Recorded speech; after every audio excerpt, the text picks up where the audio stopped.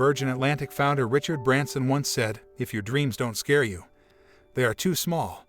He wasn't referring to the Boeing 787 Dreamliner that his airline operates, but it easily applies. On October 26th, the Dreamliner reaches its 10-year milestone in service. Branding the 787 the Dreamliner wasn't just marketing speak. The 787, then and now, is one of those game-changing, envelope-pushing aircraft that come along once in a generation. It takes its place among legendary earth-shrinking conveyances such as the Douglas 603, the first modern airliner, the Boeing 707, the first successful commercial jetliner, the Boeing 747, the first wide-body jumbo jet that brought long-haul travel to the masses, and the Concorde SST. This elite group are considered moonshots, deploying cutting-edge, exotic technology often before it was ready. Their paradigm-changing design would influence all new airliners that came after them, but it would come at a price. By the time the first of the initial batch of 5,787 seconds was delivered to launch customer ANA in September 2011, the Seattle Times reported that development costs exceeded $32 billion. Boeing would break even at over 1,000 delivered units, but this would take another decade. The first aircraft was rolled out in a lavish ceremony on July 8, 2007,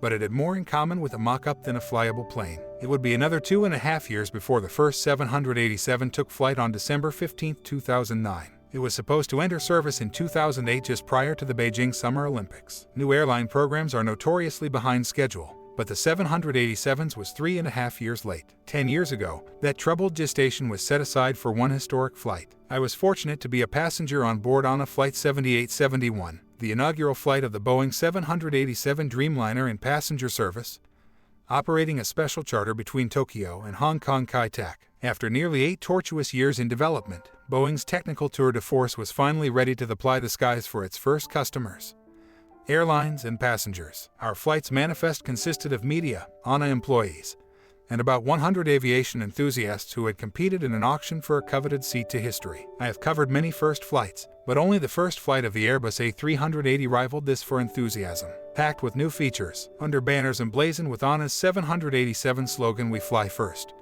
ANA and Boeing executives donned Japanese happy coats and led the huge crowd in a Kagami-wari ceremony. Perhaps no one was more excited or relieved that this day had finally come than Scott Fancher, Boeing's sole representative on board and the then Vice President, General Manager of the 787 program. Without getting too geeky, it's worth recounting what made aviation's latest arrival such a departure from all aircraft before it. For starters, it was the world's first all-composite airliner, which resulted in a lighter, stronger, and nearly ageless fuselage. Less weight translates into reduced fuel burn. Major systems such as air conditioning and flight controls, once powered exclusively by mechanical hydraulics, were now electrically powered. The plane even sounded different, with electric whirs replacing hydraulic hisses. The manufacturing was highly outsourced, and this controversial sharing of financial risk was equally innovative and cost-saving. But ultimately the Dreamliner's biggest foible. The 787 delivered gee-whiz passenger experience tech in spades. The passengers on that flight were like real-time beta testers, swarming over all the new features. LED mood lighting programs bathed the cabin in a full spectrum of colors, from calm aquas and radiant reds to full-on Studio 54 disco mode. The windows are not only nearly 50% larger than on previous aircraft, but are individually electrically tinted,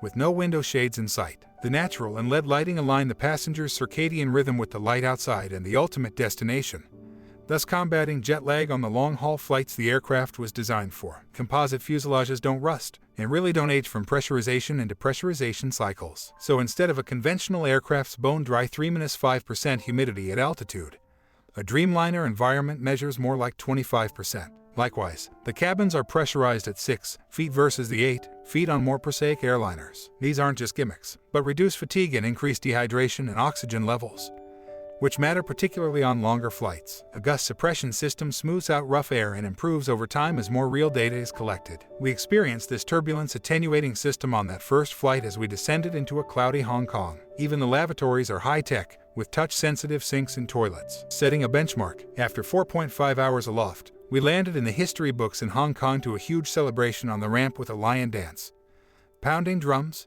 and a brigade of people surrounding the plane. The 787 set a benchmark. I don't even think we fully realized the scope of how much it would change expectations for commercial aircraft, says Boeing 787 Director of Product Marketing Tom Sanderson. who has been with the program almost since its beginning. Since that first flight, the 787 has paradoxically been both a dream and nightmare for its customers. It has enabled more than 315 new direct routes, carried more than 559 million airline passengers, and completed more than 2.7 million passenger-carrying flights. Before COVID hit, the 787 was flying more than 1,900 routes worldwide. Boeing's smaller aircraft vision is the clear winner over the Airbus A380 Super Jumbo, which Airbus called time on in 2019. The 787 did a remarkable job getting people where they really wanted to go. Very few people want to actually go to Frankfurt, and most people who used to go through Narita or Heathrow were actually going somewhere else. This jet took them directly to where they wanted to go, which definitely helped stimulate international traffic, says Richard Abulafia, Vice President of Analysis at Teal Group. Ecologically, and compared to previous generation wide-body aircraft, the Dreamliner has avoided more than 85 billion pounds of carbon emissions, achieved 20-25% greater fuel efficiency, realized 20-45% more cargo revenue capacity, and produced a 60% smaller airport noise footprint. The 787 was a resounding sales success as the fastest-selling wide-body aircraft in history, outselling its competitors the Airbus A330neo and A350. As of August 2021, the 787 program had amassed 1,903 orders for its three variants, carrying up to 336 passengers depending on cabin layout, with range of up to 7,530 nautical miles. It has replaced thirsty older aviation stalwarts like the 767 and first-generation Airbus A330s, while hastening the demise of larger A380s, 747 seconds and early 7 to 200 seconds. An eye-popping 1,006 Dreamliners have been delivered in just a decade between two final assembly lines at Charleston, South Carolina, and Everett, Washington. The 787 was the first Boeing-designed commercial aircraft ever built outside Puget Sound, Washington, though now it's only assembled in South Carolina. With more than 80 customers since launch, the backlog stands at 428.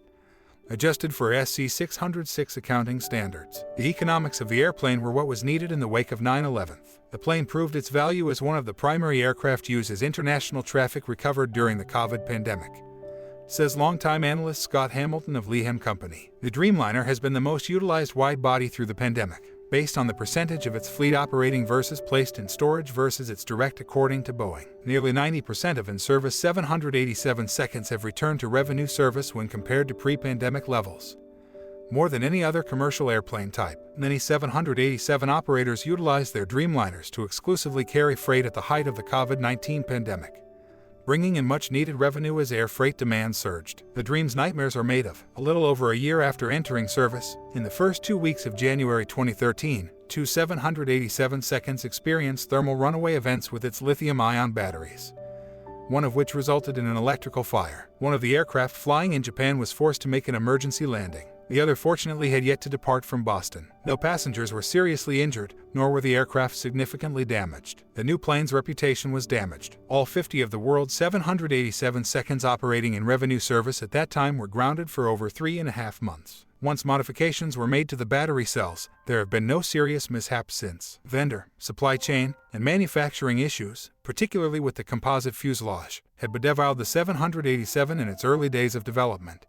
but have surprisingly reared their head again years later. Ignominious for such a mature program that peaked at 14 aircraft rolling per month rolling off dual assembly lines. Current 787 deliveries have been mostly suspended over the last year because of quality control programs involving microscopic tolerances of fasteners joining fuselage barrels together, and additional issues with electrical systems and windscreens. This has resulted in around 100 undelivered 787 seconds subject to rework. The company's cash flow has been impacted by the billions, and turning the once profitable program on a unit basis into a big money loser once again. Once delayed, these undelivered airframes are subject to cancellation by their customers and significant compensation. The 737 MAX and 787 problems have only fed off each other. Had the MAX crisis not happened, I suspect the delivery suspension would have been short-lived, if occurring at all, says Hamilton. Hamilton believes the 787 program has cost an estimated $50 billion in program development, cost overruns, and customer compensation.